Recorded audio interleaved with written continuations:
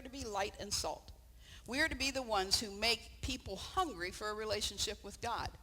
We are not to be the judge. He is to be the judge. And we just flip that right around. We just love to judge people. Except now, if I judge you, you're going to quote to me, "Judge not that you be not judged," right? But you get to judge people because you're right.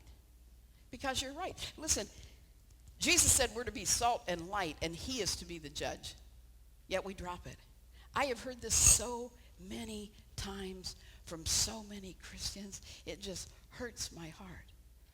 Well, they're going to get theirs. They're going to get theirs. Let me tell you what. That is something that would never come from the mouth of the Savior. Ever.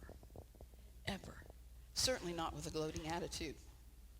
My daughter and our staff member here at the church, Rachel Carpenter, said this week on a Facebook post, I want to read it to you in a minute. I want to tell you the background of it. You know the Supreme Court ruling that just came down. That was one thing. But here's the thing that's been lost to our nation. Remember I told you that we are free Methodist, and it was because of the treatment of black people in our nation that was a major cause that we were founded? Well, there was a group called the African Methodist Episcopal Church that separated from the Methodist Church before we did.